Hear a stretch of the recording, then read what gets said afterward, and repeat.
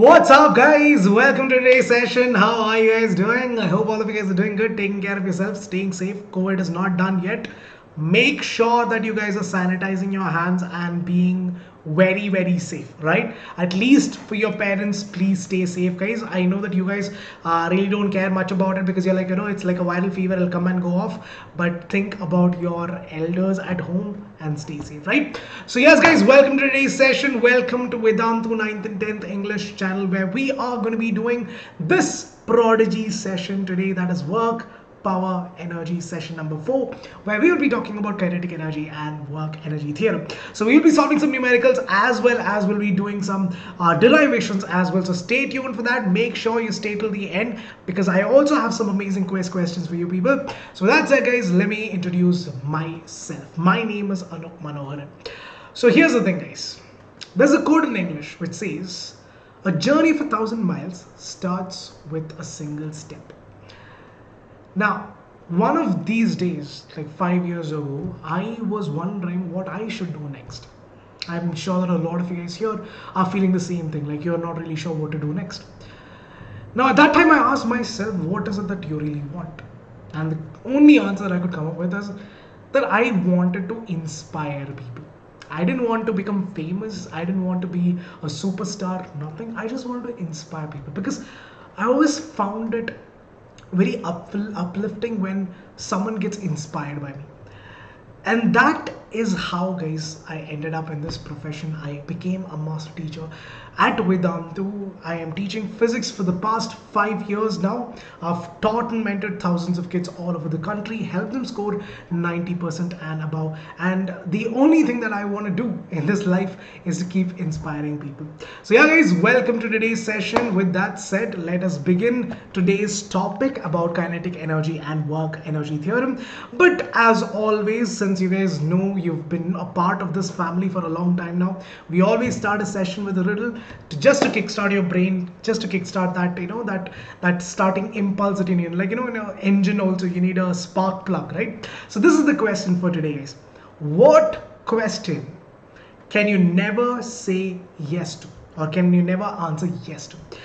Think about it. Let me know what is the answer towards the end. I will be waiting for you guys to put on your answers. I would be putting on the answers towards the end of today's session, so make sure that you're staying till the end to know the answer. And also, people, don't copy. Don't copy. Be faithful. Be at least truthful for this one. There's no marks for this.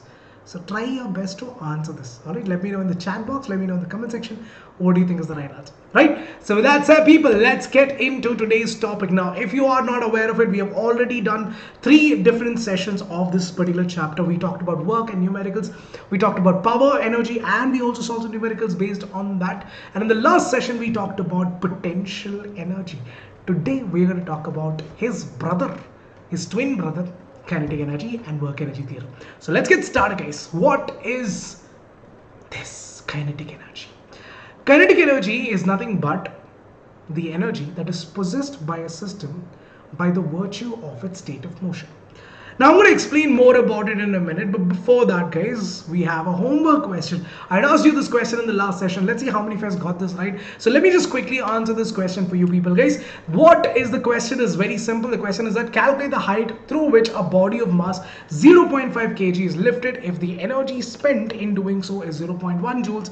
Take acceleration due to gravity as 10 meter per second square. So how do you solve this, guys? It's quite simple again. U is equal to mgh is the formula. That is the formula for potential energy. Mass is 0.5, acceleration due to gravity is given as 10. You're supposed to find out the height. Energy, the kinetic energy, the potential energy used is 1 joules. So that's that. So what are you going to get, people? This is 1 is equal to 5h. So h is equal to 1 by 5, which is nothing but 0.2 meters. Simple. That's a 3-step question. 2 marks in your hands. Right, guys. Now, let's understand kinetic energy from what the definition that I just gave. So I told you this, guys. Kinetic energy is nothing but the energy possessed by a system or a body by the virtue of its state of motion. Now remember, in the last session we talked about a pen being dropped from a height or a ball being dropped from a wall. In both these cases, I told you that the body has some potential energy, and that is why the body is automatically falling down to the ground. That potential energy is getting converted to another form which is what is known as your kinetic energy. Now remember guys, according to the law of conservation of energy, energy can neither be created nor be destroyed. It can only be converted from one form to another. And here also that very same essence is maintained. One form of energy, which in this case is potential energy, is getting converted slowly to kinetic energy as the ball or the pen is falling down. Now when you're cycling or when you're moving also, the energy that you possess is nothing but kinetic energy itself. So when you're running, when Usain Bolt is running, when you are jogging, when you are sprinting behind a dog, or when the dog is sprinting behind you, in all those cases, what energy do you possess? Kinetic energy. Whatever it is, as long as the body is moving, you have what is known as kinetic energy. So kinetic energy is nothing but what? Going back to the definition, it is nothing but the energy possessed by a body by the virtue of its state of motion. When a body has motion or when it's moving, the energy possessed by it is what is known as kinetic energy. Be it a meteor, be it you walking, be it you falling down, because in that case also you're moving, be it throwing a ball, be it flying an airplane, in all of these cases you have kinetic energy. And that, my friends, is kinetic energy. Now I'm pretty sure that a lot of you guys who did not know about this concept would be wondering, sir, itna hi to hai. That is it, people. That is what is kinetic energy. This is what it is. But we are in 10th standard now, and it's ICSE to top it all off.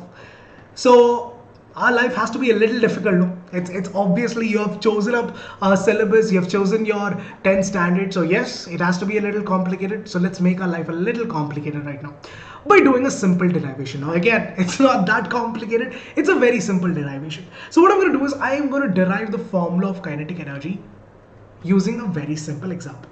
So let's say this, guys. Let's say I have a ball which has a mass m, right? Some mass m, 10 kg, 20 kg, whatever it is. You can imagine that. Let's say that the initial velocity of this ball is 0. So Vi, which is the initial velocity, is 0. Or you can take it as u. Again, it's up to you people. You can either take it as Vi, which is the initial velocity, or you can take it as u, which again refers to initial velocity itself. And the final velocity that this ball has is v. So that means that it has some velocity at this point of time. And in a certain duration of time, you can also see that this ball has gotten displaced. In other words, there is some work done on this ball. There is some force applied on this ball, because of which it has moved from position A to position B. I hope you guys are able to understand this. A simple ball of mass m which has a velocity 0, does no velocity at all, and I am applying some work, or I am doing some work on it, because of which the ball, which again the same exact ball, moves from position A to position B. Simple. Now guys, let me write down the given data. Displacement is given s, initial velocity is 0, final velocity is v. Acceleration is a. Don't take it as minus a because it is not retardation. Let's take it as plus a, because again the final velocity is greater than the initial velocity, so it's not retardation, it is positive acceleration itself. So we'll take it as a. Now what we're going to do is we are going to use Newton's second law. So basically what we're going to do is we are going to apply the the equations of motion, the second equation of motion, which is nothing but v square is equal to u square plus 2as. Now I am going to substitute whatever values I know. So v square is v square itself, because again guys the final velocity is v, so it's going to remain as v square itself. Initial velocity u or vi is 0, so I'm going to put that over there. Now 2 into a is a itself and s remains as s itself. So what are you going to get, people? You will get it as what? V square is equal to 2as. Now I am going to rearrange this equation so that I get s, so that I get the displacement. So what will I get? S is equal to v square divided by 2a. Simple. So this is my first equation that I have. S is equal to v square by 2a, where s is nothing but the displacement, v is nothing but the final velocity, a is nothing but the acceleration. Simple. So far so good. Now people, there is some work done over here. So that means that I have applied some energy, because what is energy? Energy is nothing but the capacity to do work. So if I have to do some work, the body must possess some energy. Only if the body has energy, it'll be able to do some work. Now, what is the formula for work, people? Work is nothing but force into displacement. Force into displacement. Now, guys, what I am going to do is I am going to substitute the value that I got, that is the value of S, in this equation. So what will I get? S is equal to what? So basically, guys, what will I get? S is equal to F into S is what? V square divided by 2A. Now, what is F, people? What is force?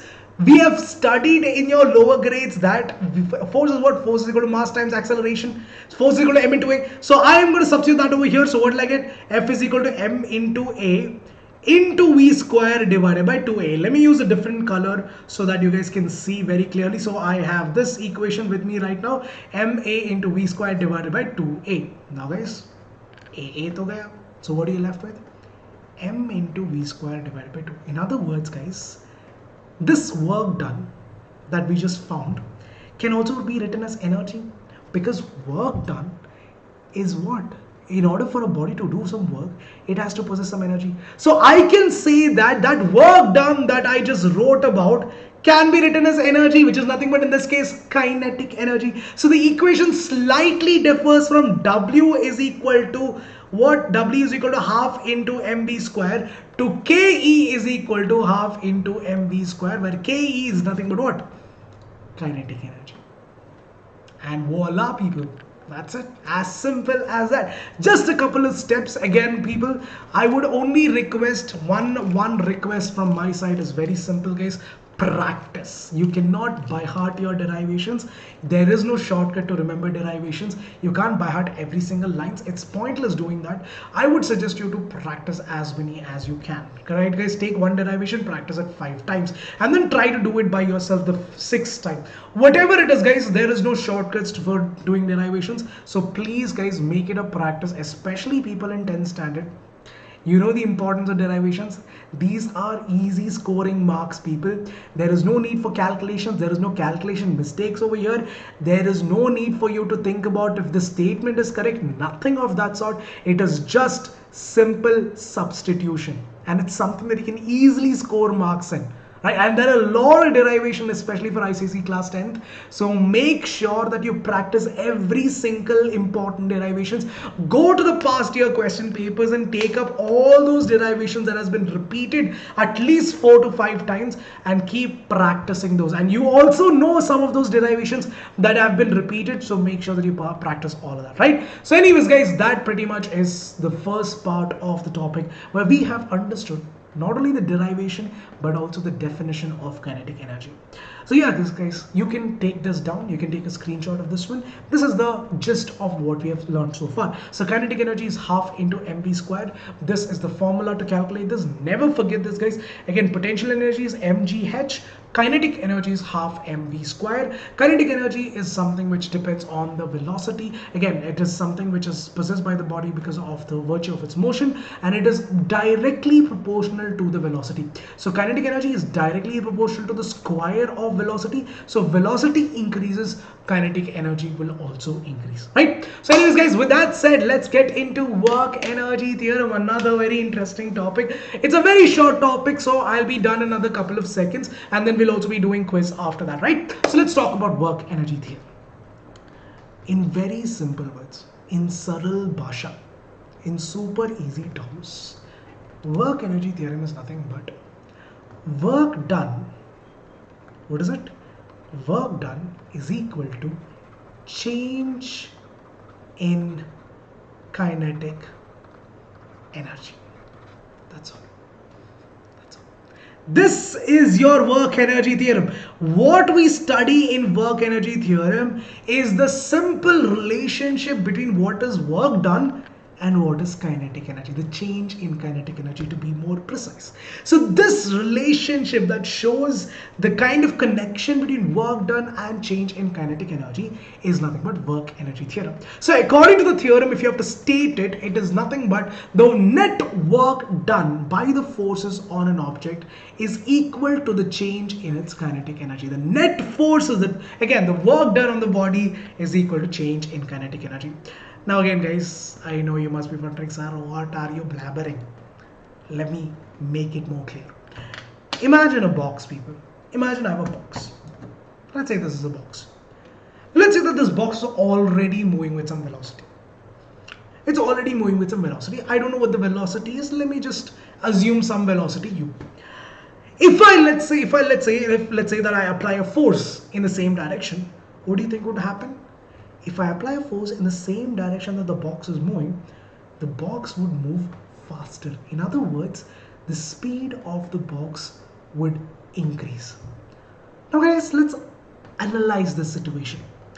So here I am applying a force, and that force is getting converted to some sort of energy, and that is why the box is moving, right?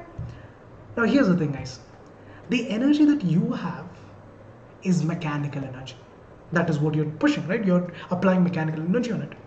That mechanical energy is getting converted to kinetic energy inside the box. So when you are pushing, what's happening is that the energy that you possess is getting stored inside this box in the form of kinetic energy. So in other words, people, again, guys, remember, energy is the capacity to do work. So in order for this work to happen, work is what falls into displacement. So in order for this body to get displaced, I'm already applying some force. In order for this body to get displaced, there should be some energy possessed inside of it. And that energy is given by you. And that energy is getting converted to kinetic energy and getting stored inside of this box. And that, my friends, in simple words, is what is work energy theorem. Now let's try to do it mathematically. I know that you guys are still not clear. Let's do it mathematically. We know that, guys, force is equal to mass times acceleration, something that you've already studied.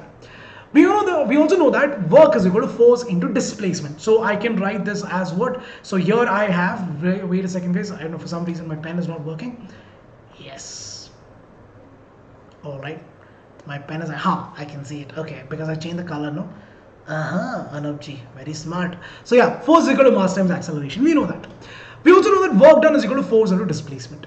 So force is mass times acceleration. So I am going to substitute the value of force in place of F. I'm going to substitute m into a. So I am going to get the equation as W is equal to ma into s.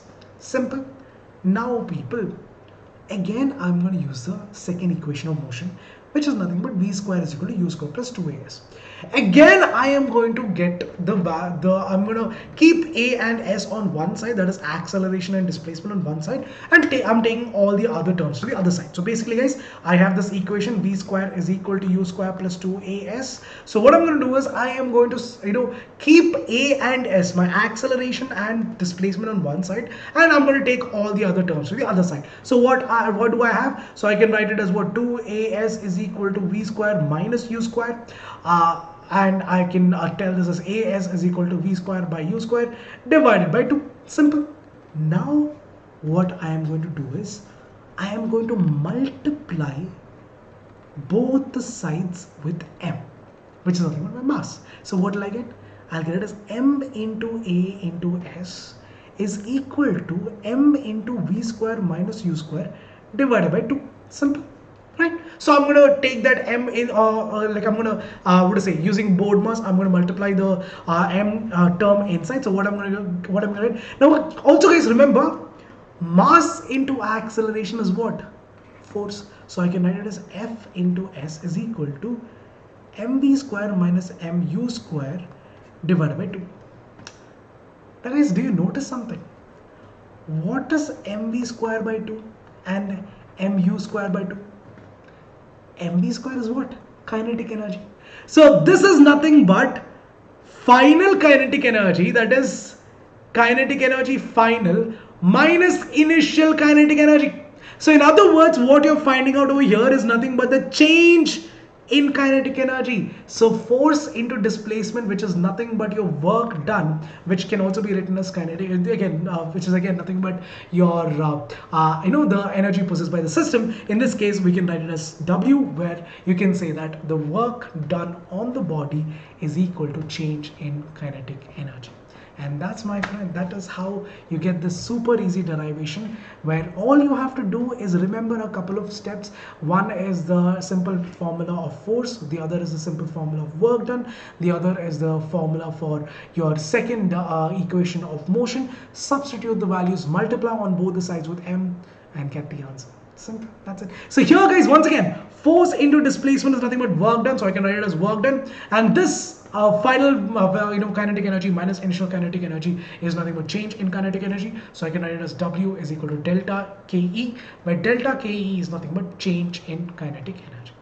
And that, my friends, is almost the end of today's session. But one last derivation is going to sum it all up, and that is nothing but this, guys: the relationship between kinetic energy and linear momentum. Again, guys, a super easy derivation. This is again two-step derivation is all you have to remember. So we know that half mv square is nothing but kinetic energy. All you have to do is multiply and divide by m. So again, guys, when you multiply and divide by m, this thing does not change, your value does not change, the equation's value does not change at all. So what you get is basically m square v square divided by 2m. So here's the thing, guys: m into v is equal to what? It is nothing but momentum. Linear momentum is nothing but mass into velocity of the body. So I can write this as mv square, which can be written as p square, which is nothing but momentum, linear momentum, divided by 2m, which is nothing but is equal to k. So now if I want to find out the linear momentum, so I can take p to the other side and keep every other term in the left hand side itself, or I can keep that in the right hand side and take all the other terms to the left hand side. So what will I get? P is equal to k, so 2km is what I'm going to get. P square is equal to 2km, so P is equal to root of 2km. That's all. That's it, guys.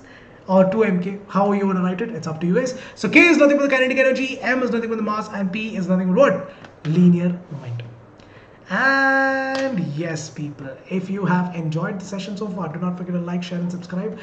And if you are someone who was like me and who always wanted to score 90% and above, but yeah, again, guys, I'm not a 90% student, but if you are someone who wants to score 100% marks and gain 100% knowledge, here is an opportunity for you to study with the best of the best teachers. Not only are we guaranteeing you that you will get 100% knowledge, but we are also giving you a guarantee that your marks would definitely improve with a sealed promise from Vedantu's improvement promise. Vedantu's improvement promise is that one assurity that tells you that yes, my friend, your marks will also improve. All you have to do is trust us, attend the sessions, and make sure that you are attending the tests and assignments as well. So here's the thing, guys: Vedantu is an is a platform where you have unlimited number of live sessions, where you have an opportunity to compete with your friends, because every single session will have some high level quizzes and quizzes based on what you have studied on that day. So it gives you an opportunity to recap what all you have studied, to test how much you have understood, and to compete with your friends as well. And yes, all the recordings are available, so you never have to miss on anything out. You never miss out on anything at all. And these recordings are also such a way that you can actually take the quizzes while you're watching the replay and check out the leaderboards as well. And with this, people, you can download every single handwritten notes of every master teacher. Not all the amazing teachers that are there, every single notes can be downloaded, and you will have a lot of fun learning with these amazing teachers. Because trust me, guys, personally I know these teachers and they are just amazing to interact with, and trust me, you would also feel the same energy. And to top it all, guys, every single session will not just have the master teacher, but with the master teacher you will also have the class teacher who will ensure that every doubt of yours is cleared inside the class itself. No matter what is your doubt, unlimited number of doubt solving inside the session, real time, all done and dusted. So what are you supposed to do to enroll, people? Quite simple. All you have to do is go to the video that you're watching right now, go to the description of this video. So this is the last video that came out, which is work energy power, potential energy, and numericals. Make sure you check this out as well, because there are some amazing examples given over here and some numericals also, which you will definitely find helpful. So what you do is click on show more, go to register for Vedantu Pro subscription and get 10% discount. So what you do is click on this link, people. This link will take you to everything that you need. at this Vedantu platform. So you can change this over here. So let's say you are in 10th standard and ICSE, click on get started. So here you have three different options. We have Vedantu Lite, Vedantu Pro Classic and Vedantu Pro Plus. Vedantu Lite has everything that you need. You have live interactive sessions, you have test series and assignments, you have your doubt solving inside the class, but there is no doubt solving outside the class. Vedantu Classic on the other hand has this feature also, where you can download the Vedantu app and get your doubts solved outside the class as well. Vedantu Pro Plus has all of this, and you also have someone called as a personal mentor who will ensure that all of your doubts are cleared and you are staying motivated throughout the end of the year. Now this, again guys, the price of all of these are different. So Vedantu Lite is offered at a price of just 2,340 rupees. Now you might be thinking, sir, 2,300 rupees is a lot for 1 month. But think about it guys, in this 2,300 rupees, you are getting physics, chemistry, math, bio, English, social science with this KVPY preparations, NTSC preparation, Olympiad preparations. You have your stress relief sessions, you have arts and crafts sessions, coding sessions, pretty much everything that you require for a holistic development is what you're getting for just that 2,300 rupees. Now, if you just take the 6 subjects alone, that is physics, chemistry, math, bio, English, and social science, even if you do it that way also, you have to pay what, 300 or maybe 400 rupees per session, per subject, which is basically the same price that you're paying outside also. But here it's perfectly safe because you can stay in your home and get your doubts cleared and study. Simple. Yes guys, so that is what we are offering over here, and you get a flat 10% discount also. The base price of this is 2,600 rupees, but you're getting a flat discount of 10%. That is why the price comes down to 2,340, and the year-long price for this is 27,449 rupees. You can check out all the teachers, all the amazing teachers that you have, from Amrit sir, Abhishek sir, Deen Madhu sir, to a lot of amazing teachers. You can check out all the timings of your sessions. You can check out all the results that we have produced in the past. We can check out the testimonies of parents and teachers, everything that you require. It's completely transparent. You can check out every single thing for yourself and then make a sound decision. Alright guys, so with that said guys, let's get into the quiz questions. I know you've been waiting for that. Now let's get into the quiz questions. So here it is people, the quiz questions on your screens. Here we go people, here we go, this is it. So yeah, let's get into that. Quiz time, right? Excited? So here we go. Me too, me too. Here's the first question. The net work done by a net force acting on the object is equal to the change in kinetic energy of the object. This is force work theorem, work kinetic energy theorem, force kinetic energy theorem, or work force theorem. What is this? Let me repeat the question guys. Once again, the question is, the net work done by a net force acting on an object is equal to the change in kinetic energy in the object. What is this theorem people? We just studied this. This is nothing but your work energy theorem or work kinetic energy theorem, where it says that work done is equal to change in kinetic energy, right? Moving on to the next question guys. Okay, interesting. The next question went to the last question. All right, here's another one. When my velocity triples, my kinetic energy would increase by dash times. Now remember guys, the formula is half mv square. You're asked a question where if your velocity is tripling up, then what would happen to your kinetic energy? All right, options: 9 times, 3 times, 1.5 times, or 4.5 times. I'm pretty sure that majority of you guys would go wrong in this. I'm pretty sure about that. Let's see. Let me know in the comment section who had all got this answer right. All right. Put down a me, sir. I got it. I got the second question right. Let me see how many of you guys are smart enough to solve this question. So again, guys, the formula is quite simple. It's half mv square. Kinetic energy is equal to half mv square. So here, guys, we know that if the mass of a body is constant, I can say that kinetic energy is proportional to v square. So in other words, guys, if the velocity is tripling up, what would happen to your kinetic energy? It will become 9 times. It will become 9 times, guys. I know that a lot of you guys would have gone with 3 because it's directly proportional, but what majority of you guys would have forgotten? It's not just directly proportional, it's square of that. So the answer is 9. Next question guys, here is another super easy question for you guys on your screens. Here it is. What does work equal when the final change in kinetic energy equals to 20,000 joules? Is your work done 0 joules? Is it your work done 2,000 joules? Is it 20,000 joules or 40,000 joules?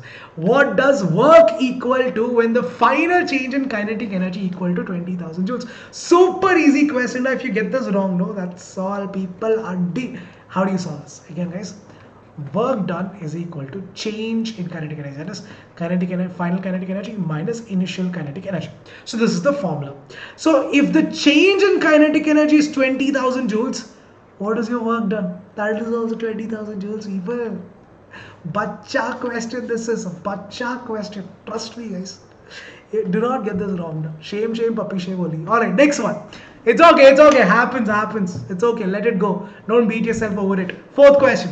Which of the following statements are true about kinetic energy? Which of the following statements are true about kinetic energy? Options. Kinetic energy is the form of mechanical energy which depends upon the position of an object. It is, if an object is at rest, then it does not have any kinetic energy. If an object is on the ground, then it does not have any kinetic energy, or none of these. Which of this statement is true? That's the question. Kinetic energy is a form of mechanical energy which depends upon the position of the object. If an object is at rest, then it does not have any kinetic energy. If a body is on the ground, then it does not have any kinetic energy, or none of these. I'll answer the question in 5, 4, 3, 2, 1. It is option number B. I know that a lot of you guys would have gone with option number C for this one, but yes guys, it is actually option number B. If a body is in the state of rest, then it does not possess any kinetic energy. Now this particular thing you would have probably studied. When a ball or a stone is falling down, you know that the total mechanical energy of a system remains constant. So yes, it will possess some kinetic energy also. Just before it hits the ground, it'll have highest amount of kinetic energy just before it reaches the ground. But the one thing that is true is that when a body is in the state of rest, there is no kinetic energy at all. Alright, last question people, and this question is actually a numerical, so this is going to get a little interesting. Try your best, don't copy the answers, don't pause and go check out the answers and all, don't do that, do it yourself, alright, because only then you'll learn. Here's the question. A man is transporting a trolley of mass 6 kg and having kinetic energy of 40 joules. Compute its velocity with which he is running. Options: 3.65 meter per second, 1.5 meter per second, 2.26 meter per second, or 5.78 meter per second. No, Joe. That's all this. So yeah guys, whatever is given, first of all, mass is given as 6 kg. Kinetic energy is given as 40 joules. You're asked to find out what is the velocity. What is the formula people? Kinetic energy is half mv square. So half into mass is given as 6. Kinetic energy is given as 40. What is your v square? So 3 to 6. So what do you get? 40 divided by 3 is equal to v square. So 40 divided by 3 is nothing but 13.33, if I'm not wrong. 13.33 is equal to v square. So root of 13.33 is equal to v. So when you find out the answer guys, you'll get it as 3.25 if I'm not wrong, to 3.65, sorry, 3.65 meter per second would be the answer. That's all guys, super easy now.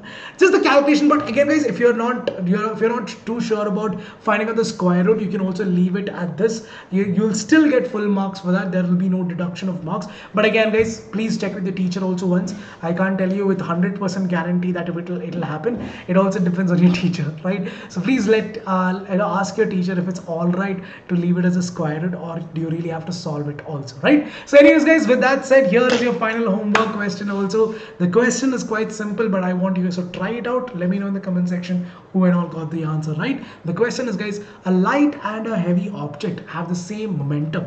Find out the ratio of their kinetic energies. Which one has a larger kinetic energy is the question. Alright, very simple question guys. Take a screenshot, try out this question. Don't Google it. Do it yourself and check it out, right guys? And with that said people, here is the answer for the riddle also. What question can you never say yes to? Trust me guys, this riddle is so funny. I don't know, I mean when I say it I don't think it's funny, but yes, it's a funny riddle. What question can you never say yes to? The question is this guys, are you asleep? When you're sleeping, how can you say yes to something, right? So yeah, I know, stupid riddle, no? Because I'm a genius. That's it.